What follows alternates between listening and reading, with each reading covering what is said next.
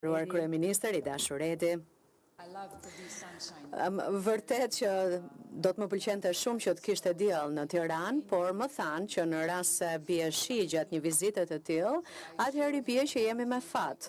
Kështu që me këmbë të mbar, dhe shpresoj shumë që të jam me këmbë të mbar, sepse vendi juaj ka ecur vërtet shumë mirë në rrugtimin e vet drejt Bashkimit Evropian.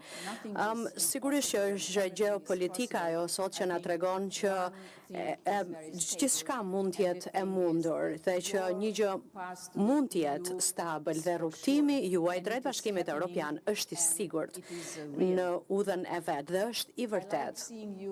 Më pëlqen që takohem me ju, me ekipin tuaj, me Majlindën, kryenegociatoren dhe që e shoh që jeni kaq pasionant, plot me pasion për vendin tuaj, por edhe për Bashkimin Evropian. Dhe erdha këtu për t'ju treguar mbështetjen time të plot për objektivat tuaj kaq ambicioz për cilët ka treguar ekipi im dhe më kanë thënë edhe që janë objektiva realist, jo thjesht ambicioz. Dhe ju citoj kur ju thoni që dëshironi që negociatat të përmbyllen deri në fund të vitit 2027. Dhe ne po ecim në rrugën e duhur, pra jemi mirë në udhën e duhur, në udhë të mbar, sepse janë hapur tashmë grup kapitujt e caktuar, dyshi, treshi, gjithashtu do t'jenë edhe gjithë grup kapitujt e tjerë. Dhe siç e dim edhe ne, nuk bëhet fjala vetëm për hapjen e këtyre grup kapitujve, por edhe për mbylljen e tyre dhe jam e sigurt që me të gjitha reformat që ju po kryeni, kjo do të jetë e mundur. Pra, me shumë dëshirë, duam që Shqipëria të bëhet pjesë e Bashkimit Evropian. Ju e meritoni, sepse me ju brenda Bashkimit Evropian, Europa nuk do të jetë thjesht më e madhe, por edhe më e fortë. Gjëja tjetër e rëndësishme që dëshiroj të them është që ju jeni ishull stabiliteti. Ju keni marrëdhënia të mira, të fqinjësisë së mirë në rajon, dhe kjo është ndonjëherë diçka që ne shpesh e harrojmë. Ju jeni kampion për bashkëpunimin rajonal dhe kjo është shumë e rëndësishme.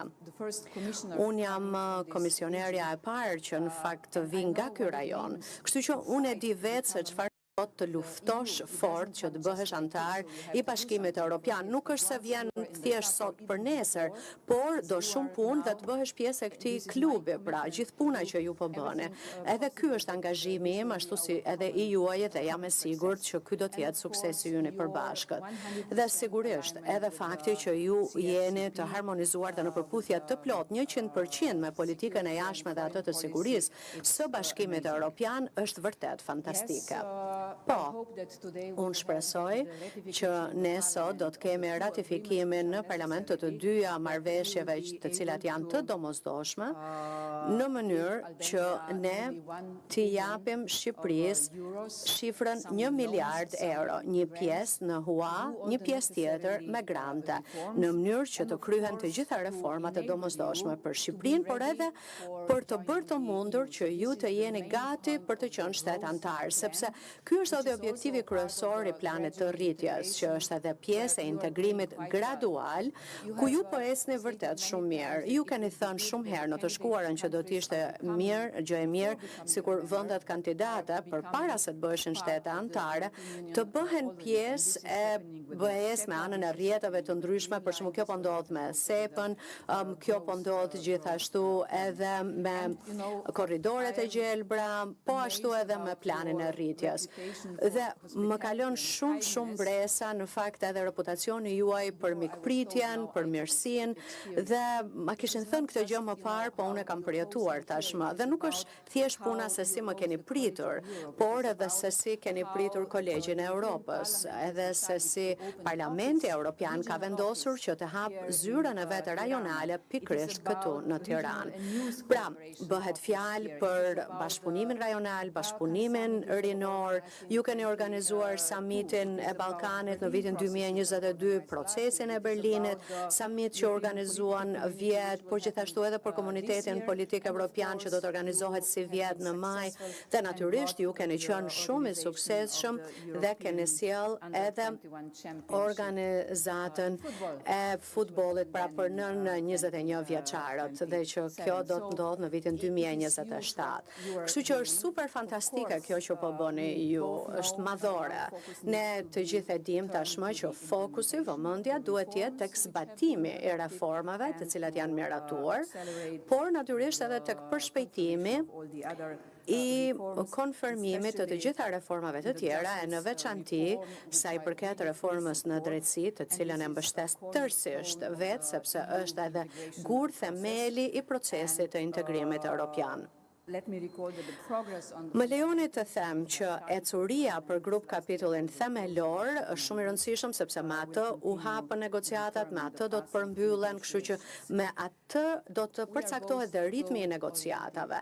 Ne të dy nuk jemi thjesht pasionant për Europën, por jemi edhe të fokusuar dhe të orientuar drejt objektivave, që do të thotë që ne e dim se çfarë duhet arrijmë për të sjellë rezultate.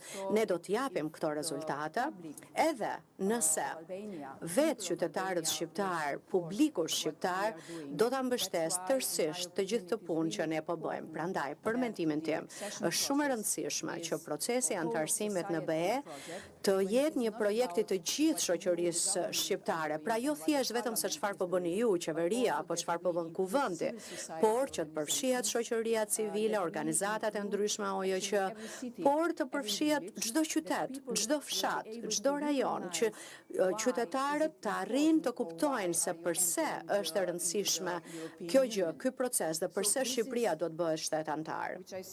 Pra, me të shohun, kjo është më shumë detyre juaja, ndërsa detyra ime dhe angazhimi im është që unë do duhet të marr masat të kujdesem për faktin që Shqipëria të njihet akoma edhe më shumë në shtetet antare të Bashkimit Evropian dhe për këtë arsye ne do të fillojmë një fushat komunikimi ku me anë të së cilës dëshirojmë të tregojmë se përse Shqipëria do të bëhet jo vetëm shtet antar i Bashkimit Evropian, por çfarë vlere të shtuar do t'i sjellë Shqipëria Bashkimit Evropian, pra nëse ju bëheni pjesë e familjes tonë.